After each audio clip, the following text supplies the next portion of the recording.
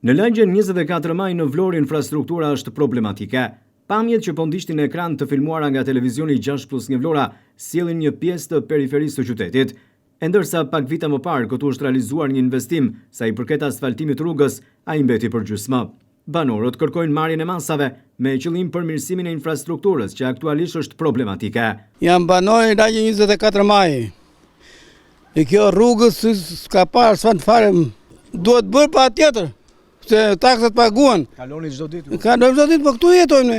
Ne këtu jetojmë, ja ku jemi. Këtu jetojmë. Edhe ata më poshtë, ai shoku aty, të gjithë këtu jemi. Është bërë deri këtu dhe. Deri këtu ne nuk bën. Po. Shikoj, është fatkeqësi e madhe. Jam 75 vjeç në këtë lagje. Rri atje poshtë. Rruga është shumë problem. Po ti shikoja.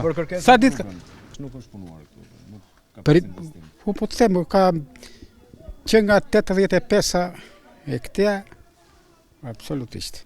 Malli që na vun këto dritat paktën. Malli që na vun këto dritat.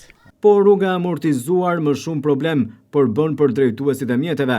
Ata thonë se mjetet e tyre amortizohen çdo ditë, por në fakt theksojnë se kjo rrugë në Komeresh Shiu bëhet e pakalueshme për shkak të gropave që ajo ka dhe infrastrukturës tejet problematike. Po va, shqyqysh erdhë se rruga këtu është cop, kemi tër jetën nuk ka ndryshuar në një ris ka herë të erdhi një karo me zhavora, me çakalla, një kanë ardhur në përvotime gjithmonë pretendime kanë premtuar shumë, po deri tani s'kemi parë gjë. Inshallah vendor tani se po na mbyten makinat në balte dhe në ujë. Amortizohen. Po çdo gjë valla, s'ka Defekte. Po defekte, gomina, po hajde kush po pyet për ato, po s'kalon dot në këmbë. Kemi prindër, kemi skalojnë do vish me makinë. I detyruar të futet 2-3 herë në këtë rrugë.